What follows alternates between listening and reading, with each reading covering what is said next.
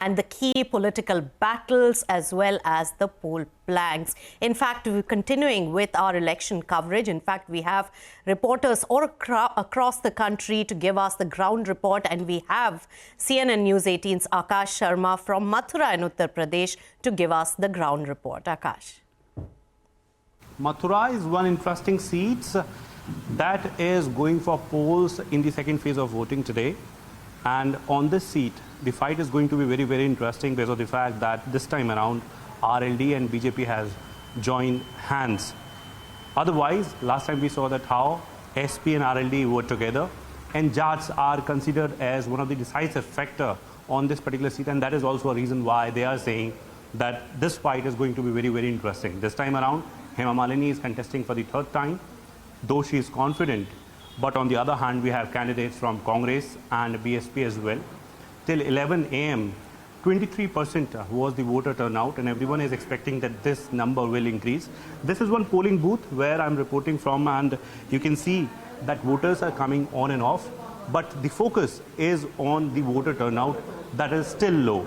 Last time around, we saw, in fact, in the first phase, we saw that how voter turnaround was one crucial factor, and everyone has focused on that particular angle. In fact, Prime Minister Narendra Modi and all senior leaders in the government have had an appeal to the voters that they should come out and cast their vote, because this is very important for the democracy. But Mathura seat, as far as Mathura is concerned, so everyone is looking forward to the results on this particular seat, because Hema Malini, a high-profile candidate, is contesting for the third time, and also as far as promises are concerned, so Yamuna cleaning is one promise that candidates from each and every party have focused on and have promised about. Okay, Akash, thank you for that ground report. Actually, Akash also spoke to the BJP's candidate and the incumbent member of parliament from Mathura, Hema Malini, on what she feels are her electoral prospects this time around. Listen in. I'm very confident because people have shown a lot of love and respect for me.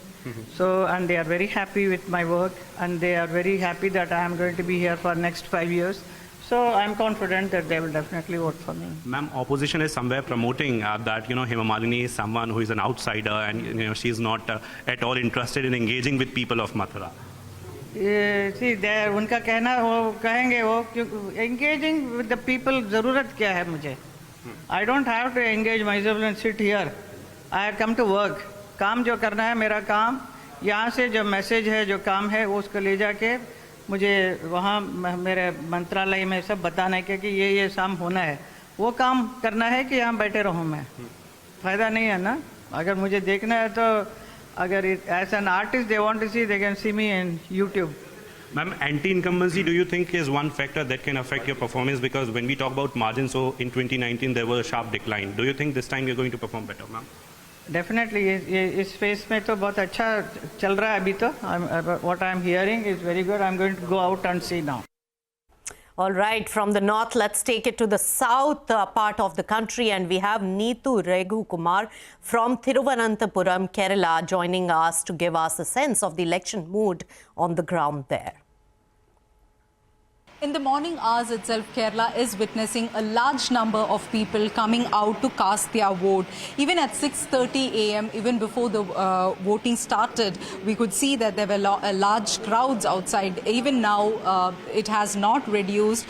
People are standing in queue to cast their vote. As far as the campaign is concerned, for the past 38 days, it has been a high-octane campaign across the state and in Thiruvananthapuram especially, where three-time sitting MP Shashi Tharoor is taking on Rajeev Chandrasekhar of the BJP and CPI's Panyan Ravindran. But some of the issues that has been raised by the Congress as well as the left was against the central government. They making claims that this is an election to protect the democracy, to protect the constitution. The BJP coming out and saying that they have their record for the past 10 years to show their records of performance. So these are the broad campaigns that they have been used. But then we also saw the Congress raising corruption allegations allegations against the left government and the Chief Minister himself, war of words between Chief Minister Pinarayi Vijayan and Rahul Gandhi of the Congress. So all these are part of the campaign. Inflation, price rise, unemployment, these were all issues that were raised in Kerala.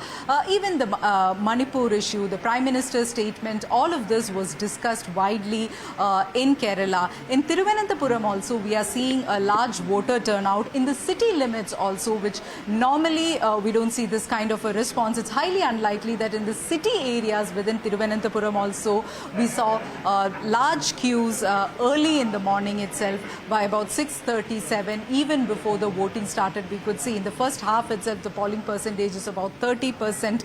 Last time the polling percentage in Kerala was 77%, and every year, most of the years, the percentage has increased. So this time we'll have to wait and watch. But looking at the early trends, it looks like people are coming out and voting in large numbers.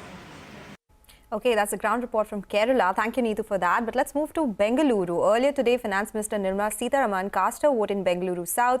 CNN News 18's Harish Upadhyay caught up with her. Listen into excerpts from that conversation. I want people to come out, vote this time, and prove that senior citizens are going to lead us in opinion making and be there to perform as citizens. And I'm sure you can see the queue there. And very clearly, when people, and I also must credit a lot of first-time voters, young voters are there standing in the queue. These are signs of people wanting a good government, and therefore they've come out. And it's a very good sign for the rest of us also to join forces and show that India needs a good democracy. How do you see the narrative building up, ma'am? Archaic proposals like inheritance tax being discussed ahead of elections? You said it is archaic. And it is because a party which has ruled this country for more than 40 years, the Congress party, has clearly lost all ideas. They don't have a solid proposal to take this country forward. And as a result, they are not able to come up with proposals which will be worthy of discussion. But what they're coming up with is their hatred. Hatred to the Prime Minister, hatred to his administration, which is proven efficient, which is proven that without corruption, it is possible to run this country. All right, as Finance Minister of the country casting her vote today. And finally, to the northeast, we are now being joined by our colleague Preety Priyadarshini, joining us from Assam to give us a sense on the on-ground election update. Preety.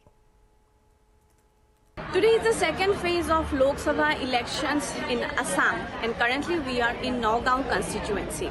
In Nagaon, primarily we can see that three key candidates are there. First, we have to talk about the sitting MP Pradyut Bordoloi, who is contesting from Indian National Congress, and there is Suresh Bora, who is contesting from BJP, and Aminul Islam from AIUDF. Talking about the nature of voters in this constituency, we have seen that majority of the minority votes also are in this constituency, for which AIUDF party plays an important role. And along with that, we have seen that as the sitting MP Pradyut Bordoloi has spoken to us, he has stated that although it has been tried to portray time and again that Nagaon is a place where majority of the votes are minority votes, there are Vaishnavite people following Vaishnavite culture, people following the principles of Shankar Dev. There are people who are voting for development. There are people in the minority who are thinking to become a developed place in the entire state and the country. So there are certain issues like price hike, particularly we have seen that people are speaking about price hike in the entire state and the country, where they have had to suffer a lot. Along with that there are other issues like CAA, which also plays a very important role in the minds of the voters about choosing their member of parliament today. And when we speak about the contest that is happening, we have seen that Pradyut Bordoloi is going strong from Congress. However, in opposition to that, where we have seen Suresh Bora standing up, he is also playing a very important role. He is also going strong. Where we have seen the Chief Minister of the state, Himanta Biswa Sharma, himself coming down time and again to the constituency, visiting and asking people to cast their votes in favor of BJP. However, All right, so that was the ground report coming in. Our reporters across the country giving us ground report on the phase 2 of the elections today.